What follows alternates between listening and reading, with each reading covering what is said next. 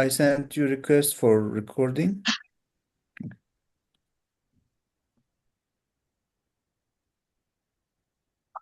Okay, so thank you very much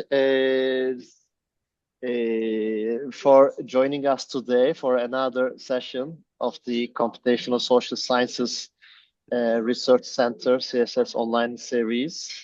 It's a great pleasure to welcome our speaker today, Professor Tuba Bircan. I know you know her very well, but let me remind you. And Professor Tuba Bircan is a research professor in the Department of Sociology at Mirage University, Brussels, and the director of the Briscoe Research Group. It used to be known as the Interface Democracy. She holds her bachelor's and master's degree in statistics, as well as a PhD in social and political sciences from the Catholic University Leuven. So her work sits at the interaction of social sciences and data scientists. She's a real computational social scientist, and she brings together rigorous methodological expertise with a very good understanding of major social questions of like migration, inequalities, public perceptions, the governance of big data and AI, and more broadly, she's interested in how data-driven methods can help address complex societal challenges, while also promoting ethical and trustworthy AI. This ethical component is very it's an important area where she's contributing to. And she's an active member of international CSS academic community, serving in many journals, conferences, and she's a known face in our events and Turkey Computational Social Science conferences. And thank you very much, Tuba Hocam, for all of your efforts so far for CSS and for the community back in Turkey. And we are very pleased to have you with us today with your talk titled "Synthetic Data as a Methodological Fix or a Mirage: Partial Observability in Social Systems." Thank you very much for joining us, and I would like to thank all of the audience for being here today. And yeah, floor is yours. Thank you very much. Okay, thanks a lot. Yes, for the very kind words as well. Like you make me bigger than who I am, but I'm super happy to be here, honestly. And it's also exciting for me because I'm going to talk about something that we've started to work relatively recently, because I have been working with various big data types and some AI tools or developing some models, but we've started working on synthetic data, I think 2 years ago. So we are trying to elaborate, and I'll also tell you the story part of it. So how we ended up with looking for solutions within the synthetic data. So I have a very long list of references at the end. I'll share the slides, so I strongly recommend that you have a look at them, but there are several studies on that. So today I will try to talk about the dilemma that we've had rather than what you can do with synthetic data, because I think you can already learn the technique part through different ways. So we do all know that yeah, we are dealing with socio-political economic challenges. So it's been all around and it changes. It could be a migration. Today it's war. The next day, we don't know what's going to happen. 6 years ago, it was the COVID. So shocks happen. A lot of things happen. And sometimes chronologically, sometimes acute. And we try to understand what's really going on, try to come up with some solutions. And as computational scientists or data scientists, or at least, let's say, more quantitative social scientists, we always rely on data. Although all societal problems, or let's say socioeconomic problems, or the solutions towards them start with questions, not with data. I think the best thing about computational social science is that we find a way to align them, because you can start with patterns, what data tells me, or you can start with a question, how can I answer this question with different data methods? I think computational data science somehow merges them and makes it easier. And let's say, I think CSS people are more advantageous to data scientists in this sense. So the idea of synthetic data is reconstructing the social reality. I'm not going to go into epistemic discussions, what is real, what is social, whatever, but in lay's terms, when we don't have good data, incomplete data, how we can reconstruct it. That is the initial idea of the synthetic populations, and it has been used in various disciplines. And in our social systems, whatever you can think of, even the best data, even the census data is incomplete, because when we talk about migration flows, attitudes, voting behavior, mobility patterns, online networks, everything is based on what is recorded. So like when you work with social media data, either users or the discourse, you limit yourself with the people who chose to be part of it. When you're talking about census data, you already skip undocumented people or people who are mobile, who are not there. Or about the attitudes of the surveys, we do know that the representativeness is not sufficient for having the big population, but we work with inferences. We'll come back to that. And of course, the incompleteness is not when I say the data is incomplete, the population can be incomplete, the variables can be incomplete, or the time series, the temporality might be really lacking. You're going to see a few cartoons here and there because I think we try to label data easily, because you can have good data, big data, bad data, or you can also have incomplete data, you can have biased data. Whatever we say, you're going to see in many articles that they acknowledge the shortcomings, but they continue. So here we will say what you should do between acknowledging the issues and what you should do to be able to continue, because synthetic data started as a response, as a methodological response to missing observability, as I said, in either the population sample or variables or the time. So today I would like to provoke a few thoughts, if I can, to discuss if synthetic reconstruction improves inference or it merely replaces missing data with model assumptions. And we will repeat this model assumptions and the modality several times. So we do know that you are becoming, or you are the future CSS experts. It assumes large data sets, because AI in general, or the machine learning, whatever modality you are working with, it's data hungry. So the more the data, the better it is. But sometimes the more data doesn't mean better data. So in large data sets, we assume that the data is so big that we have the complete observability, which is an assumption. But in general, going back to what I said, they are structurally incomplete. And the typology of the synthetic data is very simple. It isn't super technical, I have to say. It is really like we either use it for privacy substitution, like assume that you're working with very sensitive health data. So you cannot work with data because you don't want to identify people. So you replace restricted data with synthetic replicas, and we also do it a lot with mobile phone data, for instance.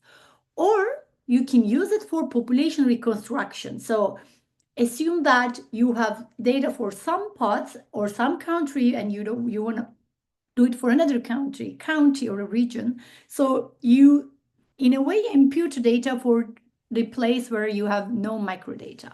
And the last one is the simulation infrastructure. So because we create artificial populations for agent-based models, we will go in detail there. So the thing you have to remember is that your purpose can be very different, or the typology can be different, but the evaluation questions are different for each of them. And why evaluation is important is, in fact, what makes us to question, is the solution or is the problem? So the technical forms are, we are either talking about statistically synthetic data, ML synthetic data, or synthetic populations. So the Bayesian networks, like copula-based models, these are the statistical synthetic data. But the GANs, variation autoencoders, or diffusion models are usually the ML synthetic data. What we use the most, I have to say, is the synthetic populations, especially for transport modeling. It's been used a lot in the urban studies or epidemiological simulation, like a pandemic. I would like to talk a bit about where you can see it, because we talk about it, but is it like an assessment? Do we really see it happening? Who does it? Is it only academic? No, it is not, because agent-based models and micro simulation systems, we usually use them because there are some cases where we cannot empirically test it in the real population. That's why we usually go for these models or the systems. And we use synthetic populations, especially when we model population level interactions or some policy scenarios. It really happens a lot and it can be super useful, but I think the keyword is when well constructed, because the synthetic populations can give us a population structure. And when I say population, don't think like really a census or a population of a country. It is really your target population who you're interested in. It could be, I don't know, X users. It could be the customers that you are going to target, or it could be even students at a school. But more interestingly, you can also get demographic composition. So when you do know that when we try to couple, like probably you familiar with the digital twins, but we also have non-digital like offline twins, which means when you see a city, I'm sure many of you or a student said, oh, this is the Nevizade of this city, because we try to align things to what we really see familiar. You can also do it with the cities, with populations, and you can say that, oh, the population in this city is very similar to that city, because the demographic composition is one of the keys. And then, of course, the spatial distribution households we could do, because especially in the planning and the policymaking, we use it a lot. And the last is the most challenging one, which is the statistical constraint derived from census data. What we do have is that you may assume that census data has everything, but I think till 2021, latest, I would say we still had census. Census is a really survey, but it has been done to everybody. Somebody knocks your door, comes in and asks you thousands, millions of questions, but we stopped that. And now the census data is becoming more population register data. So the administrative data. And if you remember what type of information is registered with your residents, nothing about your education. So the census data based on population register is, for instance, lacking significantly in the education level. I mean, a few countries are doing very well, like Nordics, Sweden, but even in the Western European countries where you would assume that statistics is super high quality, it is not. So the statistical constraints derived from the census data can also be used through the synthetic population. But I think you were expecting an however or but here. Yes, it is very promising. Yes, you can do a lot, but it is also important to acknowledge what you cannot, or where we have to pay extra attention. Because statistical consistency does not necessarily mean that it gives you the certainty. And I will give you a very concrete example, because it avoids the rare events. So it's really like building a distribution and assuming that the outliers are not they don't matter a lot for your case. So they often rely, synthetic population and data generation often relies on simplified behavioral rules, assumed laser transition probabilities, but also, and I think very, very important, is the statistical relationships imported from other data sets. So you can say that, yeah, but if it is rare, maybe it's not that important because we are trying to infer something. But remember, Adam's research is about that as well. We are interested in political unrest. We are interested in a shock, like a migration shock. We are interested in a big conflict. We are interested in a regime change. And these kind of shocks are rare events. So we don't see them. That is one of the reasons that predictive models in general and the forecasting models fail to capture these shocks, because you can remodel them once everything is there, but predicting what's going to happen is not super easy. So the statistical relationships important from other data sets they tell that everything will happen as they have happened before. So that's why this statistical consistency, statistical validity cannot match what the social reality will be. So I'll give you a few examples, not into much detail, but the epidemiology and public health is where it started. So they started representing households, workplaces, sometimes even social contacts, because they use it a lot to simulate disease transmission. And it was very useful. It started way before COVID, but we used them a lot. Like during the COVID-19, they didn't use it only for the transmission or understanding the epidemic spread, but they also used it for the policy simulation. So they wanted to understand what's going to happen if we have a lockdown, what's going to happen if we have a school closures, or how we should change the vaccination strategy. So these happened very fast, and synthetic populations can really help you to do that, because for a real experiment, you have a very long design. And the second, that the most common usage is in the urban systems and mobility, because we use synthetic household individuals to be able to simulate the commuting behavior. So they really try to understand. And I don't know if you noticed in different countries, I'm not sure if it is in Turkey. It's been a while that I'm not there, but you would see that they do collect data, like on the roads. There's just one wire, so they count the bikes or the pedestrians or the cars, and then they develop a simulation to see like what might be the commuting behavior if they cancel a train, what might be a commuting behavior. Like an example, very recently Belgium had a policy change, so they said that every employer should pay 50% more per kilometer to the employees who want to cycle to the work. And it is purely based on the synthetic population. They really did some calculations, because it is not only about the policy simulation, but also the economic forecasting, like what will be the cost benefit, and especially for the employers. And then we do it for the transport demand, but also urban development scenarios, especially with the, let's say, the building permits, or let's say when they decide where to have a hospital. So we use these urban systems and mobility and synthetic populations a lot, because it is very rich data. Transport models simulate millions, and then they can really simulate. They don't care who per se, but they are more interested in the aggregate level, and they really can go for cities to predict congestion or infrastructure needs and everything. And the third one that was my reason to enter synthetic population is disaster and evacuation modeling, because in one of our projects funded by Belmont Forum, which is called CLIMB, we are trying to combine different data sets, satellite data, mobile phone data, and also some registered data. We are trying to model how people will respond to extreme events or climate change.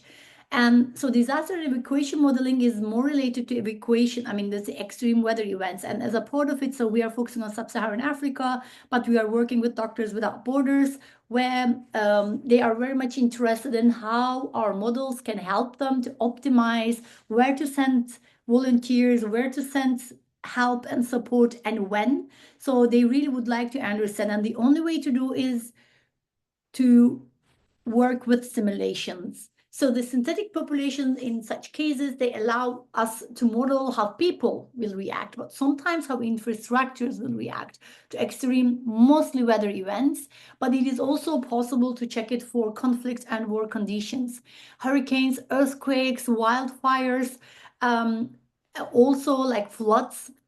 We do it a lot. And emergency planners, also civil society and humanitarian aid, they use this a lot. They create synthetic cities. I mean, not per se at the same location. Sometimes they do that. What if we move people from this place to that place? So it is impossible to test with the real population, so we do that. One of the shortcomings here is we can do it. I mean, it works better in areas where you have recurring disasters or extreme weather events. But for instance, the simulations did not work for Spain and Italy. I mean, especially for Spain, I don't know if you remember, last year they had very extreme floods in the Valencia region. So it was for the first time, so it was not very easy to simulate.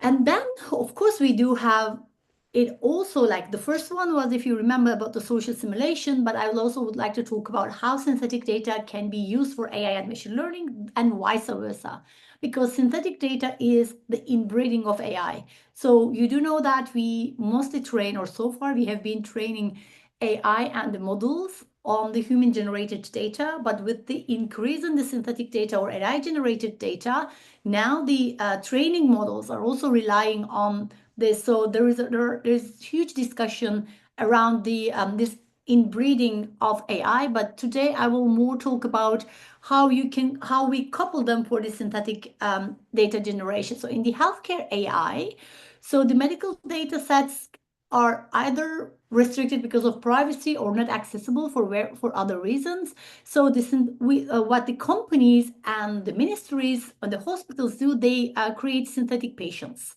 So these records are used, first generated, then used to train diagnostic algorithms and to test clinical models. So because of the richness of healthcare data, they usually work very well. But still, we do know that the bias in the training data is still persistent. To be very particular, the medicine that is the medicine developed for a heart disease is not working at the same efficiency for Black people because most of the clinical trials are with white middle-aged men. So that's why they are trying to create synthetic patients who are not represented in the real, but then we will talk a lot about it today. But then they are, in fact, generating non-existing profiles because they do not know the data records per se. So the synthetic radiology is one of the most successful areas because they usually are used for the cancer diagnosis and predicting hospital outcomes. So they have been used a lot for optimizing emergency services. As you see, although they are very much computational and the model-based, the applications are very, very social. And another area is the algorithmic fairness testing. So we can really simulate particular demographic groups, which are not, as an example I gave.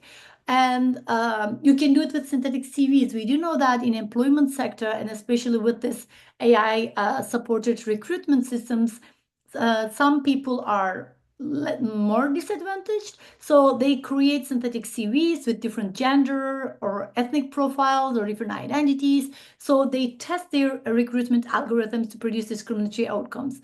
So yes, it can help to reduce bias, but it still keeps replicating the existing bias. I strongly recommend you to have a look at why Amazon gave up their own employment AI tool. They tried to correct it for 4 years, if I'm not wrong, and in 2017 they dropped it because they couldn't find a way to make it better because it kept recruiting white male engineers constantly. Despite they tried to create synthetic data, they tried to correct for the bias. And the other one is the machine learning development and testing. So we can really use that for more, let's say, technical or let's say computational reasons, like to balance the class distributions or generate rare events or they stress test our models. And here, most of the fraud detection models are trained through synthetic data. So real fraud events are very rare. So we really try to see what if we have a lot. And it was the case for the disinformation as well, but now we have more than enough real data there. And the last part that I'd like to talk about the usage is the policy and governance. We've already mentioned that, so it is already linked, but the policy simulation, digital twin societies, and open data and research access are the main parts. So the synthetic populations can provide us granular data for the population structure without the personal data exposure. So it is really safe in terms of privacy. So the synthetic population for the policy simulations, like it could be about the tax reform, it could be about a welfare program or a climate policy. And if you just go and check Google Scholar or let's say the international organizations, you will see that most of the policy simulations are going around climate policies nowadays. And the households, again, like they don't focus only on individuals. It's mostly the households that have been synthesized. They want to understand like how the energy subsidies will affect different groups with the Green Deal and the grand transition. So digital civil societies is on a higher level because we are trying to couple communities or cities or societies. So we do it a lot. It could be a country, it could be a city, it could be a neighborhood, but it is highly relying on demographics, economic behavior, and spatial environments. Demographics is sometimes problematic. Spatial environment data is usually the best because the satellite data gives us a lot, but the linkage is super important. And I'll give you an example. where a few cases failed for coupling and the digital twins for Turkey because the residential register system in Turkey is very incompatible with the European one. I'll tell you how it is in Europe, and I think I don't need to explain why it's not gonna match. Like, assume that I'm living in this address. If you go and check this address at the municipality or in general the population register, it is not gonna, like, the data is of course confidential, but you will see how many rooms are there in this house, what are the sizes of the rooms, how many people are living there, and what are the demographics, like how many children are living in this house, how many adults are living in for how long, and you will see it also for the entire street and for the entire neighborhood. But if you recall, like in Turkey, the addresses changes. You can easily send something to somewhere without a postcode. Your apartment name or the label can be more important than the number. So it makes it very difficult for the coupling. So, but there are some cases to do it. But the spatial environment data usually works better if you are working with single households or multiple households, but not super huge apartments. So digital twin population models are really important because it is also used in cases where we don't have sufficient data. I assume that you can really twin two countries, one in Europe, one in Africa. Yes, we don't say that they're exactly the same, but you can find these reference points for checks. And for aging populations, for labor market shifts, we usually use the digital twin population models a lot. And the last one is being used a lot by the statistical offices and SIs. So the high resolution data can be used. This could be mobile phone data, or it could be really population register, or sometimes the health care data as well, but without exposing the individual records. So they give you a synthetic data sets where the distribution fits the real one.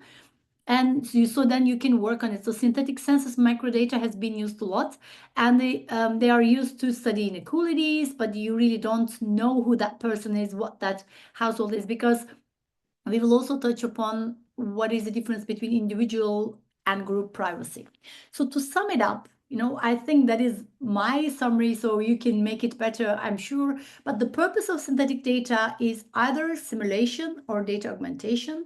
It's either for policy exploration or the privacy infrastructure. And what you see in the brackets is, I think, where it becomes feasible or more beneficial, because for the data augmentation, we always use machine learning. For privacy infrastructure, it's about the data access, and it helps us to get over with any obstacles around that. For the policy exploration, it's really counterfactual analysis, and the simulation is mostly the agent-based models. And the examples, we've already discussed those. So if we move to the real thing, what is being reconstructed with the synthetic data? Because we said that we try to reconstruct the social reality. So we had the real social system, and we had the observed data, which are not 100% consistent, and we are constructing the synthesis of it, or the synthetic data. So it does depend on model assumptions, training data, and the external statistics. So the synthetic data reflects model consistent worlds, not the real one. I think it's very important, if you're going to remember one thing from this seminar, that should be this, that synthetic data is about model consistency, not about the real reflection. So why evaluation for the matching of synthetic data? Or why do we say that it reflects, but it's not the reality? But how can we evaluate it? It is very hard to evaluate because the true population is mostly unknown. That's the story. That is the purpose why we use the synthetic models. Secondly, we rely on indirect validation, like the distributional validation, predictive validation, and structural validation. So the core problem is the data generation process is like data. It is only partially observable. So we use that. That's what I mean with when we do the validation indirectly, because we use statistical similarity tests and predictive validation. However, none of these metrics guarantee that the synthetic data set represents the real social process that generated the data. So you remember this very basic arrow, like the real social process is how the data is generated, but they are not 100% matching. So going back is very, very difficult. So synthetic data, therefore, can pass the standard validation test because it's statistically consistent, but it might still be producing misleading scientific conclusions. And you can read a lot more on,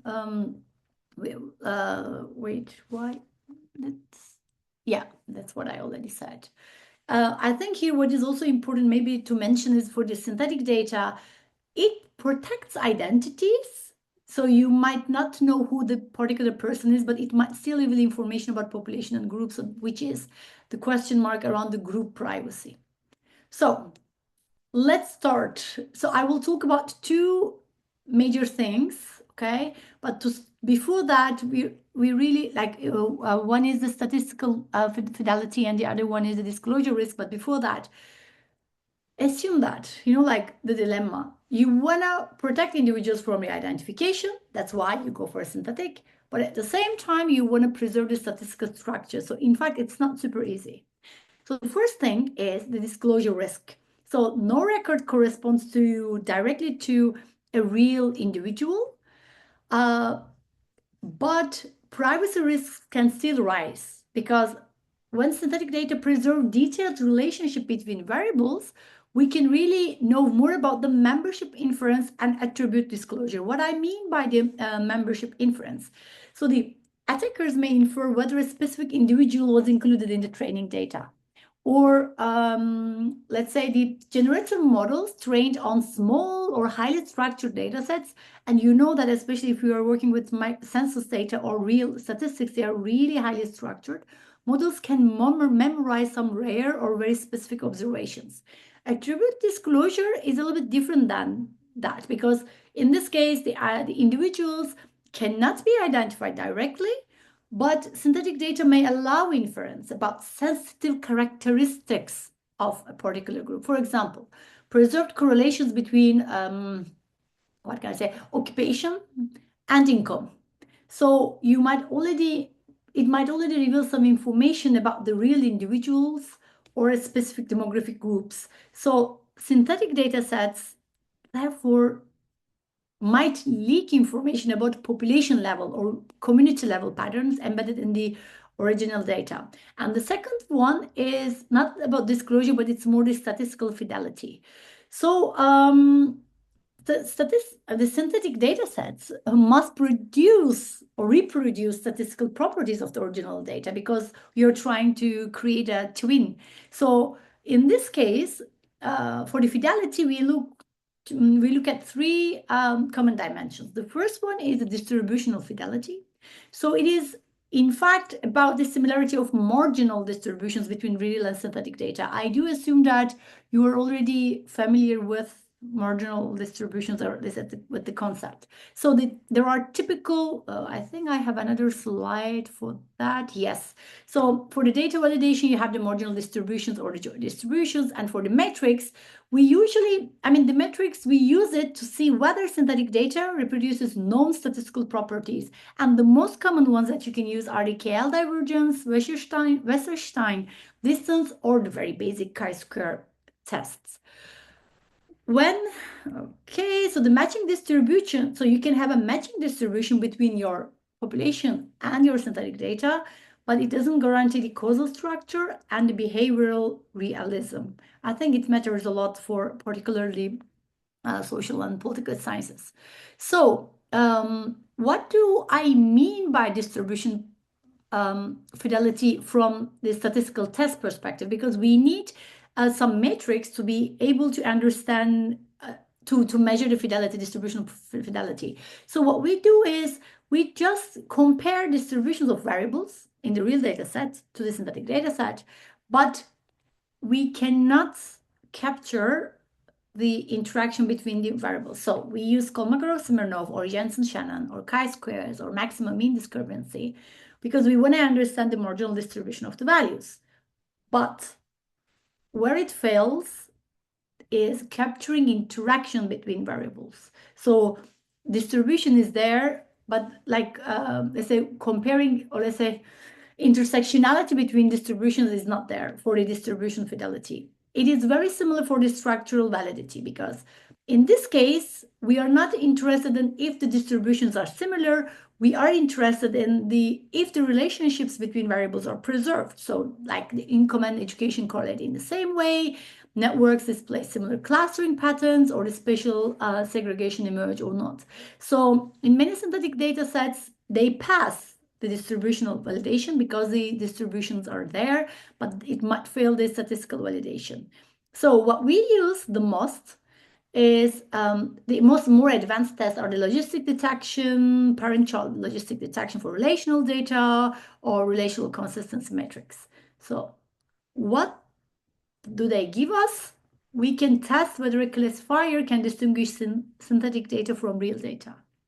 What it cannot give us is the relational structure of the original data set. So, and the last part, we talked about the two, and the third one is the task-based validation. So we usually go for the machine learning efficiency, MLE. So we can train a model on synthetic data, and we can evaluate, sorry for the typo, we can evaluate its performance on the real data. So if the model performs similarly, we say that the synthetic data set may preserve predictive information. So what we can do with this, we can test whether the synthetic data set preserves predictive patterns. However, what it cannot do for us is whether to test whether it preserves causal relationships. You see, like it goes really narrow, distribution and the relationships and the causal relationships. So for social science applications, this distinction is really crucial. I mean, if you have any questions, by the way, you can just drop in, like I tend to talk very fast. So if something is not clear, please let me know. So now we are going to talk about the privacy utility trade-off. So utility, when I say utility, I'm talking about how well the model can help us. And we already said that the models, the synthetic populations, and the data generation can pass statistical validation or distributional validation. But at the same time, they might leak information about either individuals or the community. So, but what is the trade-off? Where we should really think about, okay, this, we cannot really use it, or, like there is a problem here or there is not, because the privacy protection generally requires reducing the level of detail preserved in data. And how we usually do it, we add noise. We remove rare cases and we simplify joint distributions. I do hope that you can already imagine a few examples, because like adding a noise, what we do see a lot is when we work with mobile phone data, how it works. I don't know if any of you has ever worked with mobile phone data. Assume that you are working with an XDR, which means when you have your mobile phone, like even if you don't make a call, this one sends a signal to the cell tower. And then we can really count for every cell tower how many signals are there.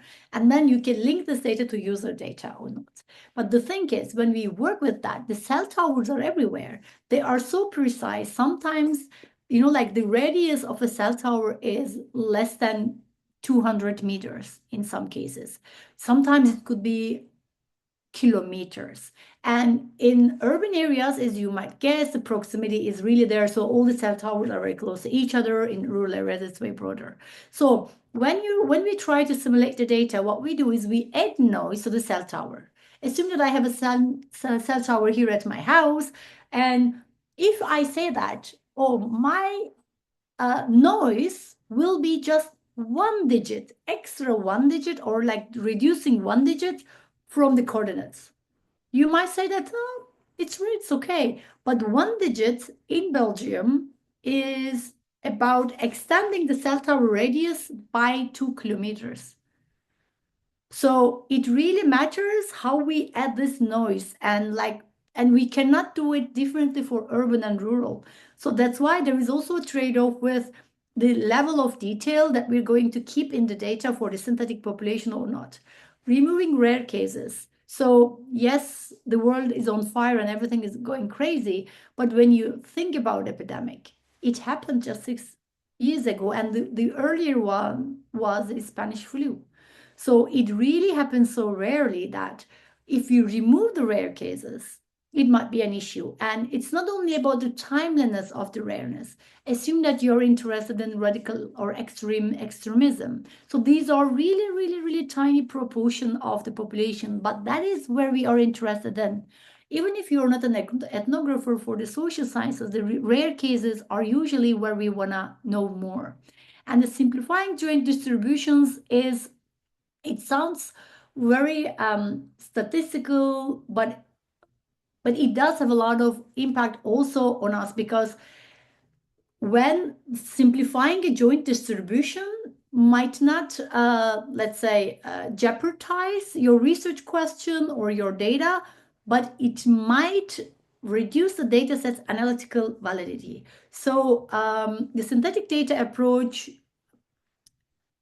how can I say it? The synthetic data assumes that real data will be useful precisely when the disclosure risk is not there, but which is not the case. So it is really like an utopia. So what is the implication then for the synthetic data evaluation? When you evaluate, we need to evaluate them simultaneously. We talked about disclosure risk. We talked about statistical fidelity, structural validity, and task-specific performance. But you cannot have one single metric that's going to capture all these aspects. So it's very important that it shouldn't be considered inherently like privacy preserving or analytically reliable just because it's synthetic. It is very much model dependent. I think I'm still on time. I'm almost finishing. Please give me a sign if I talk too much. So take home messages from this. Synthetic data do not eliminate privacy constraints or data limitations. So it's not better data. They do transform the data or the privacy constraints or the limitations into a design problem. So we need the balancing disclosure protection with preservation of meaningful statistical structure, because data, machine learning, or text mining, they all rely on how to keep the statistical structure stable. But statistical structures are not reflecting the social reality all the time. And then we can talk a little bit about the limits of synthetic data generation. If you want to know more about those, I have the references, but you can also drop me an email later. But there are very concrete structural assumptions about the data. Like if you use SMOT for the data generation, the assumption is that the interpolation between observed points corresponds to valid observations in real population. But this is really questionable in social sciences. Assume that attitudes between ideological groups, it may not be continuous. Or when you think about decision to migrate, it is not linear, definitely. Or when you think about the social categories, they can be more discrete in the real world rather than continuous. So in short, interpolation between observed points and the observation is a very strong assumption, and we usually fail to meet that assumption. If you're working with Gaussian copula models, then the dependency structures remain stable across data sets. It's really like using regression, like simple regression models to model what's going on in the society, because you assume that the errors are IID and everything is under control, which is not the case. If you are using GAN-based generators, you need large data. You need temporally large, granularly large. So the training data set should be really in very good condition. So, which is not the case. It might be the case for health, it works really well. For mobile data, it also works very well. But if you're working with survey data or official statistics, it's really problematic. And for the causal models, of course, prior assumptions about the relationship between the variables there. And this can be really an issue. For economists, it's easier because they do assume that if you know about the money, you know about everything. But we do know that sometimes the direction of the causality, or not the causality relationship, is bidirectional. So things are like, we don't know if people are more religious, if more religious people are more conservative, or more conservative people are more religious, because it happens at the same time. So The failed assumptions, so if you fail assumptions, the synthetic data just reproduces the systematic bias or inaccurate dependencies. So it's very important to know. I don't mean to say that we shouldn't use synthetic data. We do. It's just about to acknowledge where we fail, what we cannot say with it or where it falls short. So about this fidelity and validity, I would like to talk a bit more on that, because the distribution similarity correlation structures and the marginal frequencies is very important, because fidelity is about how closely your synthetic data matches statistical properties of the original data set. But the utility is more about the models, like whether your models trained on synthetic data perform similarly to those who were trained on the real data. So the classification accuracy, regression performance, or policy simulation outputs. But what to remember here is high fidelity doesn't bring structural validity. So you can still reproduce statistical patterns, but you might be distorting causal relationships. Then, yeah, your data might look realistic. I mean, I would put it in quotation marks, but it can really represent a different underlying system rather than the social reality. Then, to sum up, when synthetic data become an analytical mirage, first of all, again, bias. Bias amplification is there, and the model collapse and recursive artifacts are very important. The bias amplification, yes, it inherits biases from training data, and especially if your original data is censored or you have particular underrepresented groups that you don't have enough information, it just either reproduces or amplifies this distortion. And the model collapse is about when you train your model on synthetic data generated from previous models, information diversity decreases. So that is the inbreeding that we meant. So this has been described as model collapse, because the synthetic data progressively distort the real distribution. And the synthetic trust, I find this concept very interesting, because it is very similar to this belief about, oh, big data is better than traditional data assumption. So the large synthetic data sets can create illusion of empirical evidence. So the evidence is there, it is empirical, but we really need to, we may develop unwarranted confidence in models and train on artificial data, and they might really fail to represent what's really happening. So, but what are the implications of that? Like, first of all, model-based reconstructions are I wouldn't say they are future, but they're very important, because it's getting costlier and it is very difficult to get more data. So we rely on synthetic data. And I do believe that in the coming years, the synthetic data generation and then the models will get better and better, especially with incomplete data. But remember, we reconstruct the models, we do not reconstruct the observations. So most of the social systems are only partially observable, as we already said. So we use surveys, administrative data sets, we use digital traces or census, aggregate level census mostly, but each source captures only a projection of the system. So in this case, when we talk about inference about the latent distribution, not the population itself, synthetic data can reproduce marginal distributions and joint distributions of selected variables. Of course, again, it depends on which method you're going to use. And then the correlation structures between attributes. But the true underlying social process remains unobserved. So you cannot simulate, let's put it so, we can simulate behavior, but they will not be observed behavior simulations. So they will be predicted behaviors. So the implication, of course, is that the synthetic data do not solve the partial observability. So it's not an alternative for imputation. It just transforms it into a modeling problem. So I really like this cartoon, by the way.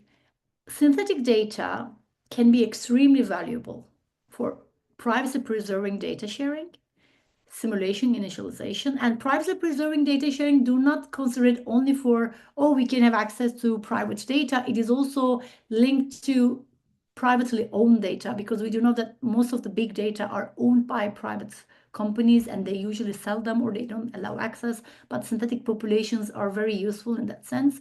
The simulation initialization, scenario explorations, but they should be treated as model-based reconstructions of reality. I know I repeated that a lot, but that is of its significance, not the empirical observations. So if you're interested, then these are the sources that I used and I really like for this one, but I also have an earlier, these are more recent ones. I can also send you very early studies as well.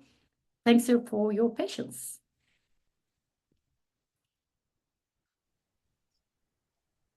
Thank you Thank so you very much, much hocam. hocam. Sorry hocam. Well, Oh, no, Shukri, please go on. So, hocam, it was really inspiring, especially after listening 2 weeks of LLM-based synthetic data generation works.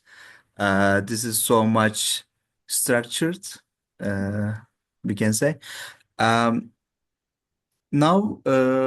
please, you can send your questions and we can ask Tuba Hoca them. I can begin, hocam, with my question, Sure. as in the tradition of Mary Hoca. Hocam, we were discussing LLM-based synthetic data generation in the last weeks. As I said, it's much more random compared to these traditional synthetic data generation approaches.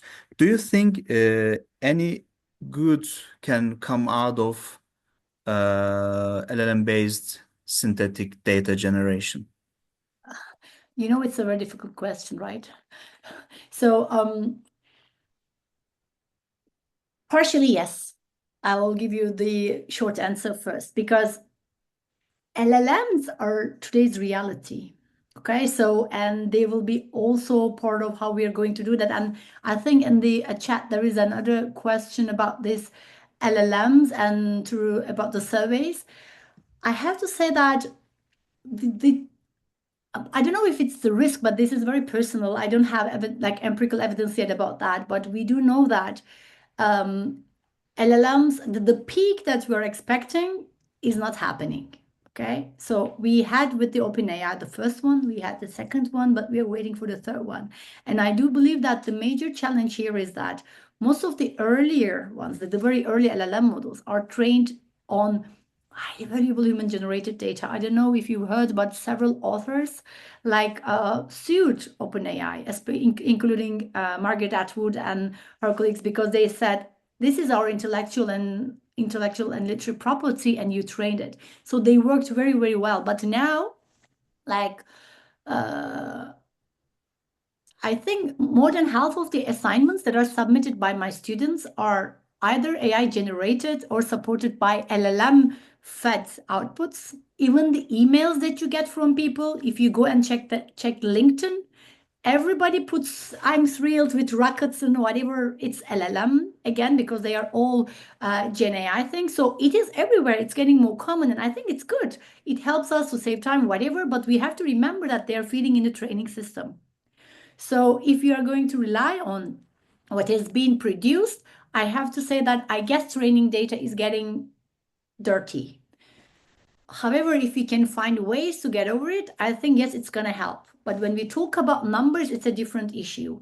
So we do know that, when we talk about the global north, the data is better. But even the data for Europe and the Americas are not compatible. And if you think about LLM and in general how things are happening, it's China and the States, and because they don't have GDPR, and that's where they use all type of data for, let's say, training their data sets. So in fact, when you ask a question, you are getting an answer based on US or China trained data. So I think there will be some segregations, but I don't think that it will be, the end of the world, or no, we cannot really rely on them. I think the right way is to know where to question. So, but to be good, it really depends, because like for the purposes, like in the classical synthetic data, maybe I can summarize it like that. So it is more based on the statistical properties, because that's what I talked a lot today. But in the LLM, they are creating personas, they are creating narratives, they are not really talking about distributions. So the text corpora is there. So I guess it's very tricky, and I guess the heuristic validation is more difficult. So I would say that it is more difficult, but it is there, and it will be the case, because you can ask an LLM to say that, oh, write this email like Charles Dickens, and they do. I don't know if it answers, but it's not a very easy question. So in general, I would rather say that it constructs statistical populations if we are going to use it for that. But when we talk about this cultural narratives or the populations, I think we have to be super cautious. And okay. Hocam, I'm going to read other questions. Abhishek Rao asks, if the structural assumptions in the generation model aren't correct, how do we check whether the synthetic data is introducing bias? Yeah, it's a very good question, because normally we do not know the true population distribution. So the validation rely on the robustness across multiple tests and data sources. So it's a very fundamentally epistemic question, but I would rather say that how we do is, for the sensitivity analysis particularly, we generate multiple synthetic data sets, and we have multiple modeling assumptions. So because it's model dependent rather than data driven, so we try to have different models and different dependencies, but in short, it is really just the robustness across different tests. So we don't really have like a structural assumption, because we do not know the true population distribution. So the grassroots data is not there. I don't know if it answers the question. Ilayda has a question, hocam, about LLMs again. She says, thank you for your presentation, very insightful. My question is, in consumer intelligence, companies use LLMs to generate personas to replace traditional surveys due to feasibility and cost. I've seen segments like premium young adult white-collar TikTok girl has Dyson and in-home espresso coffee machine used in real FMCG decisions. After generating, brand managers treat them as proxies for real populations. These personas aren't discovered. They are constructed from training data biases, then reified into pricing and targeting decisions affecting people never actually observed. Is this the epistemic mirage your work cautions against? And does the feedback loop, synthetic archetypes shaping real markets, which then reinforce these archetypes, make it structurally irreversible? Okay. So as a statistician who is still working with traditional surveys, we are questioning the survey validity a lot. And especially, I'm super skeptical about online surveys. So we are dropping it, like literally. We really go back to face-to-face surveys as much as we can, because like LLMs you can have AI agents that complete based on a sample that you define, because you can say that I want a sample 50% gender representation and everything. But instead of talking about that, and I find it very dangerous, I would like to talk a bit more about this market approach that you refer to, because we are talking about most of the companies. I think the main, I wouldn't call it a risk, but danger, rather a danger, is that when synthetic personas guide this kind of real economic decisions, I think we are going to lose, or the boundary between the real and the synthetic will collapse, because it becomes that the models are not analyzing the market, they are building the market. So I think that is because it is not only in the market, we're going to see it also in politics as well. And honestly, what has happened with Cambridge Analytica and the first Trump election, it was exactly that, because they used recommendation systems and customer segmentation to target particularly undecided voters, and they really worked towards them. So those people were not all Trump supporters, but they, you know, like all these the marketing and advertising strategies work. So I guess it is, I think these LLM generated personas, because that's how they do, are extremely prone to this mirage part that I discussed. I think that is the very problematic one. So I think traditional simulation still beats that. They will definitely beat that. So, but I do believe that they, like, it becomes the question in your, I mean, the question that your question gives birth is in fact the intention. So for what purpose? If you're talking about policymakers, do they really want to know who thinks in what way, how they will vote, or do they want to manipulate people to buy, to vote, to whatever? So I guess it doesn't have a very, let's say, easy answer. I know it's not very satisfying, but the synthetic personas may not be wrong, but we should ask what kind of knowledge claim do they support? So the behind it. I don't know if it roughly answers your question, because it's an hour's talk, I would say. Tuba, may I ask you a follow-up question? Of course. Some people are trying to simulate respondents and the population, and there is also a growing, I don't know if it is growing significantly, but a number of words that try to simulate the researcher, especially the qualitative researchers. Yeah. And on the one hand, so there are some companies that are simulating qualitative researchers to conduct automated interviews, focus groups, and also the reporting. And on the other hand, there are maybe you remember there was a petition by a qualitative social scientists to go against the use of AI and agents to replace qualitative researchers.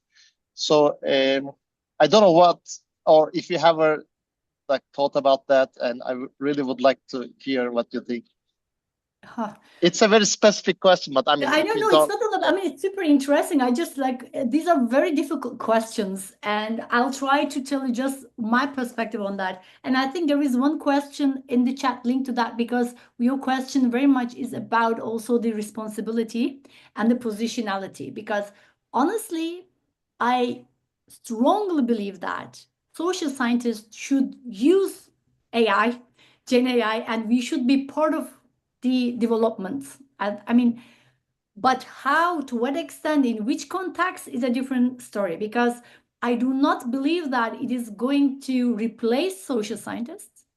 I don't believe that, because again, like, assume that I mean, if you're having a study in the States and Gen AI, like an agent might be very useful, or if you are having an interview with millionaires, or I don't know, C-level people, it might maybe work. But the contribution of the qualitative work in general is what you cannot find in data, like what you cannot really quantify. And we have to remember that even LLMs are working, like, yes, they are working with text, but they're quantifying text.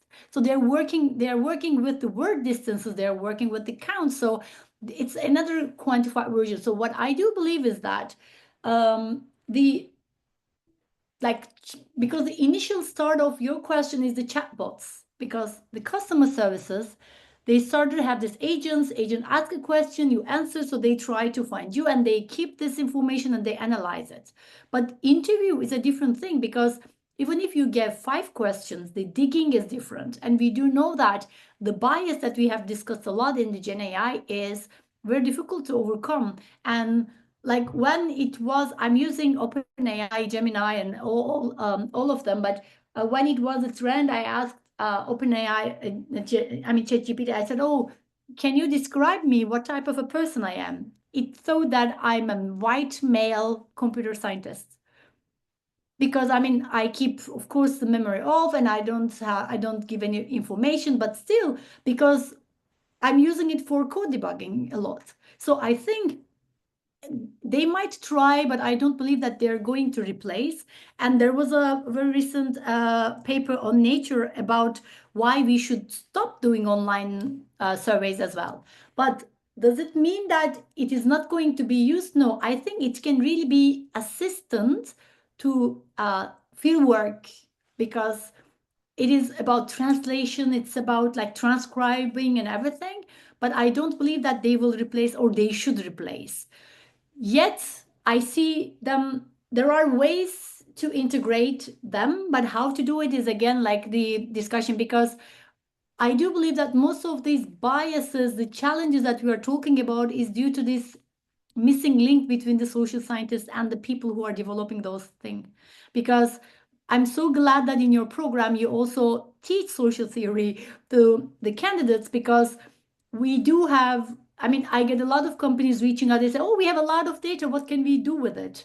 So they do not have the question. And for a lot of people, we had just a small anecdote, but I think it matters a lot. We had a survey in the UK with with researchers and the computer scientists and data scientists who are working in genomics and genetics. And we asked them the unit of analysis. It's very basic, right? They are working with genes and real clinical data, and only 10% refer to humans. They were talking about RNAs, they're talking about code, they're talking about like a laboratory sample. So they don't really think that, I'm not talking about the scientists who are dealing with people. So these people are sitting in front of the computer, do all the AI work behind, and they really think that what they are dealing with is not humane. So I think if we find a way to link, it might work, but I don't see it as a kind of replacement. AI can replace developers. And that is the reason, I don't know if you do follow, there are some challenges for the recent graduates in computer science and AI people, because they need more senior profiles who can make decisions. I know it's not a direct answer. I know we can talk later, but I think it is going to happen. Maybe the last thing I should say, I think it's going to happen. They will try, but I don't think that it is going to work. Hocam, we have 8 more questions. If Okay. you have time, I can Yes, continue, yes, I can. Yes, I have still some time. Yeah. or we can pick some questions. Whatever you prefer. I mean, I also see the questions. Maybe I can go through them and see if I can say at least a few Please words hocam. Yeah. about all. Is it okay? Please hocam. Absolutely, that would be nice. Okay. Oh, thanks a lot. So for the nice words. And I there is one question from Emre Güzeldal. I see that she was framing perception generator, where it's something analogous happens with this in policy context when policymakers treat a synthetic population as a legitimate representation of real people. Does the real population gradually align with and resemble? Yeah, I think this is linked to what we have said. It might happen.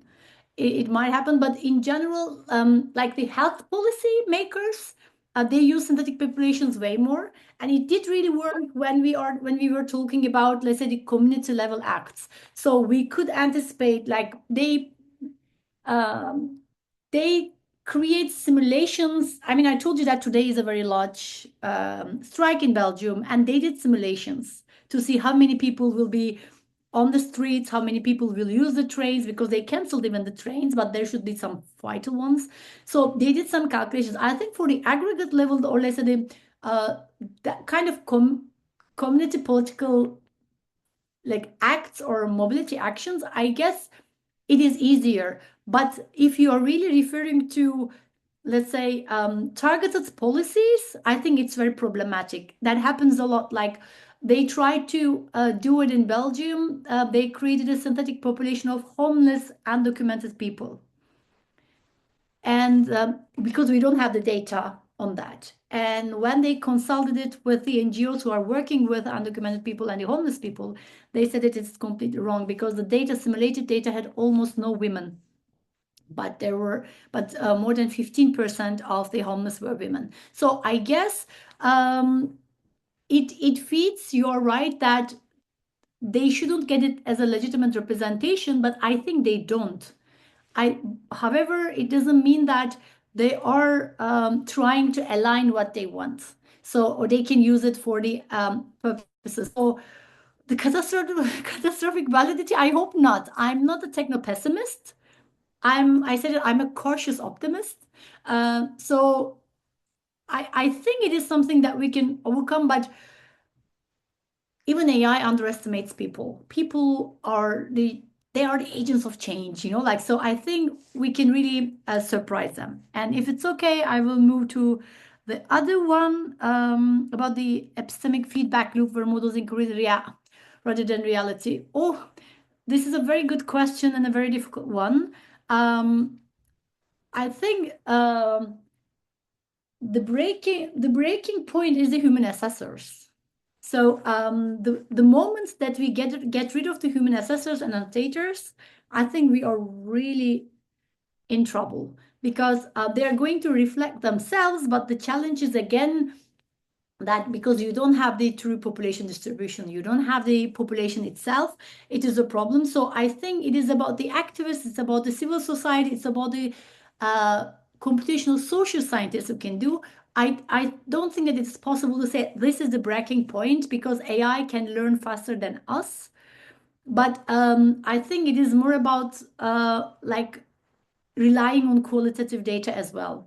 I don't know if you do know, but for instance, for the content check of the social media, it is still the real people in South Asia sitting in their, I don't know, 3 square meter rooms looking at videos or whatever. So they are human assessed, and I think human assessors will still be there. And I think I missed a question. Yes, this one. Synthetic data is effectively a design problem. Where do you personally draw the red line? I think it's also linked to the previous one. At what point does the transformation of data stop being a useful analytical tool and start becoming a form of synthetic misinformation? I think this is a little bit of a chicken egg problem in a way that what is the purpose? Are you trying to understand how the population will react, or are you synthesizing population to manipulate how you want them to react? So in that sense, I do still believe that they want to see what's going to happen for real. So for instance, they want to understand who's going to vote for them. They want to understand who will sign a petition, who will go and join the army. So, but in general, no, it's not addressed, by the way, but I guess I wouldn't call it a scientific misinformation. I really call it self-fulfilling prophecy, because we do know that you can lie with data even if you don't have a synthetic population. A simple example, sorry, I'm giving a lot of examples from Belgium, but that's the context that I'm the most familiar with. Like here, the right-wing party, one of the ministers, he had a website, and the website is based entirely on official data. It is about it's called the migration reality or migrant reality. And in Belgium, the asylum application acceptance rate is 51%. Okay. And this is the official statistics. And the website has multiple pages about it, talking, you see, half of the asylum seekers are liars. So it speculates on the rejected 50% and saying that they are rejected because of this, because of that. So you can lie with data. So synthetic populations can make it faster, but I don't think that it is any worse than lying with the traditional data. And is there anyone? Yes, another question. Whether synthetic data brings certain limitations in terms of methodology or analysis, for instance, would it be reliable in Bayesian setting?